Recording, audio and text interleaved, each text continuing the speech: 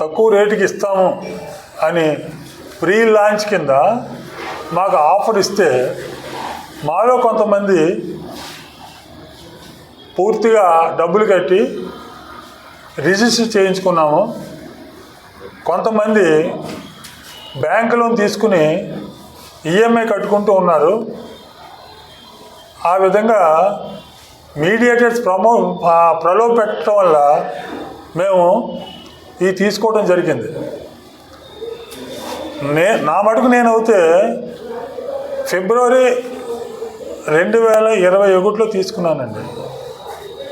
ఇప్పటికి 3.5 సంవత్సరాలు అయిపోయింది. ఇంతవరకు కూడా అతను చెప్పిన టైము 3 సంవత్సరాలు ఇస్తానన్న టైము దాటిపోయింది, కానీ ఒక్క ఇటుకి కూడా వేయలా. సరే ఏ ప్రోగ్రెస్ చూద్దాం కదా అని వాళ్ళ ఆఫీస్కి వెళ్తే వాళ్ళ ఆఫీసు గెయిల్ ఆఫీస్ వెనకాల రాజమండ్రిలో ఉంది. అతను ఎప్పుడు కనిపించేవాడు కాదు.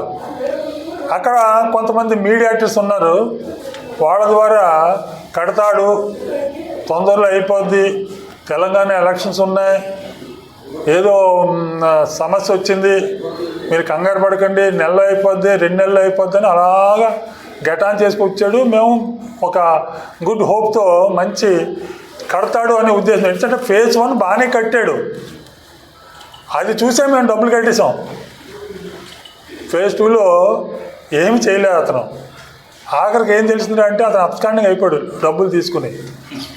మా గ్రూప్ మొత్తం ఎంతమంది ఉన్నామంటే ప్రస్తుతం 35 మంది ఉన్నాం.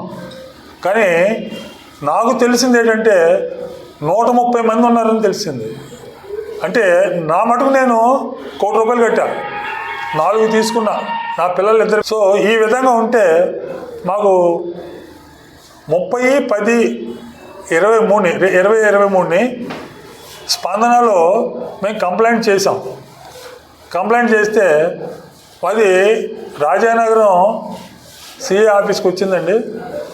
వాళ్ళు కూడా ఏదో ఎంక్వైరీ చేశానన్నారు. తర్వాత అక్కడ ఎవరు లేరండి, మేము చూస్తామని చెప్పేసి క్లోజ్ చేశారు.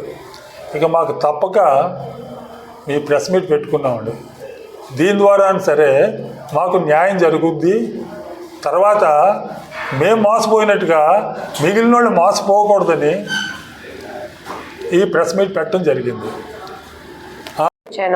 మమ్మీ వాళ్ళు డాడీ వాళ్ళు కొంచెం హ్యాపీగా ఉంటారనేసి ఒక దీంట్లోనే ఇక్కడ అంటే మమ్మీ పుట్టింది ఇక్కడే, సో ఇక్కడే ఉంటారన్న దీంట్లో ఇక్కడ తీసుకోవడం జరిగింది. వచ్చేమో ఫేజ్ 1లో ఉన్న అపార్ట్మెంట్సే చూపించారనమాట. అంతా ఫుల్లీ కన్స్ట్రక్టెడ్, మొత్తం అన్నీ చూపించే తీయించారు. ఓకే, ఫేజ్ 2 కూడా కడితే అన్నీ బాగుంటుంది అనేసి ఇక్కడ ఉన్న అందరికీ అదే జరిగింది. ఒక బయట ఉన్న ఒక ఇది చూపించి చేసినట్టు. కానీ వెళ్ళిన తర్వాత ప్రతి నెల ఇక్కడ మావయ్య వాళ్ళు ఉన్నారనమాట. ఒక్కొక్కరు నాకు తెలిసి అందరూ ప్రతి నెల వెళ్ళి ఒక్కొక్క రోజు చూసుకుని వచ్చేటప్పుడు ఏ ఒక్క ఇంప్రూవ్మెంట్ లేదు. ప్రకాష్ నగర్లోనే వాళ్ళ ఆఫీస్ ఉంది.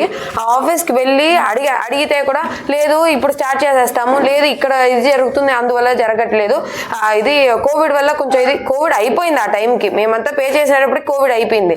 లేదు ఇది వచ్చింది అది వచ్చింది, ఇప్పుడు స్టార్ట్ చేస్తాం, ఆగస్ట్లో స్టార్ట్ చేస్తాం, అక్టోబర్లో స్టార్ట్ చేస్తాం, ఇది సరే ఓకే అని 2 years గడిచింది. 2 years తర్వాత మళ్ళీ వెళ్ళి అందరూ కొంచెం స్ట్రిక్ట్ యాక్షన్స్ తీసుకుందామని అప్పుడే ఇంకా అందరూ కమిటీ లాగా ఒక ఫామ్ చేసుకుని ఒక్కొక్కరిని తెలుసుకోవడం స్టార్ట్ చేసాము. అప్పుడు తెలుసుకోవడం స్టార్ట్ చేసినప్పుడే ఒక్కొక్కరు ఎంతెంత డబ్బులు కోల్పోయారో తెలిసింది. ఇప్పుడు ఈ అమౌంట్ అంతా వచ్చి మేము వేరే దేంట్లో అయినా ఇన్వెస్ట్ చేసి ఉంటే మాకు నిజంగా వేరే ఏదైనా ఒక ఆదాయమైనా ఉండేదేమో. ఇప్పుడు ఏదీ లేకుండా ఇప్పుడు బ్యాంక్కి మేము ఇంట్రెస్ట్లు కడుతూ ఉన్నాము. ఆ ఇంట్రెస్ట్లు కూడా తిరిగి వస్తుందా అని తెలియలేదు. మొత్తం ఇంట్రెస్ట్ మాత్రమే దగ్గర నేను ఒక 4 lakhs 5 lakhs వరకు కట్టాను అనమాట. కానీ అది రిటర్న్ వస్తుందా అని తెలియదు.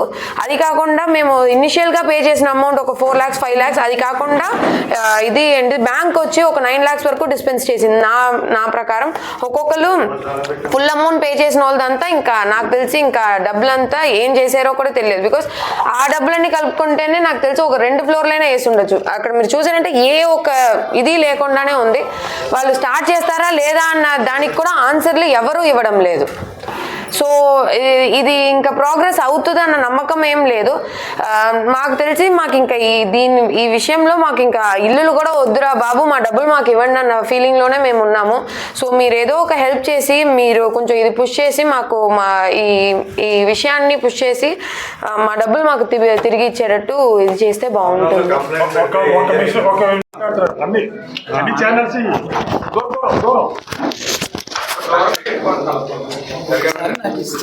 మీరు మాట్లాడుతుంది.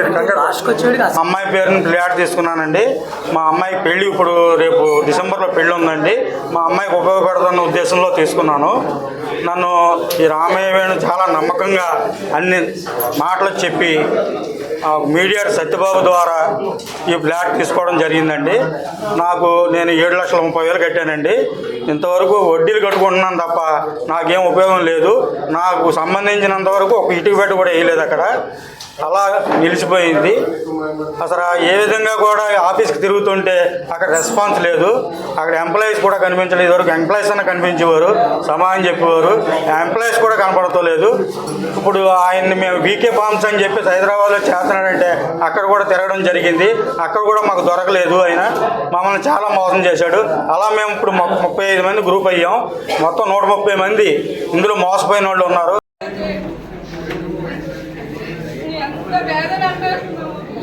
భగవంతుడు అనేవాడు ఉన్నాడని మేము నమ్ముతున్నాం. ఆయన న్యాయం చేస్తాడని మేము నమ్ముతున్నాం సార్.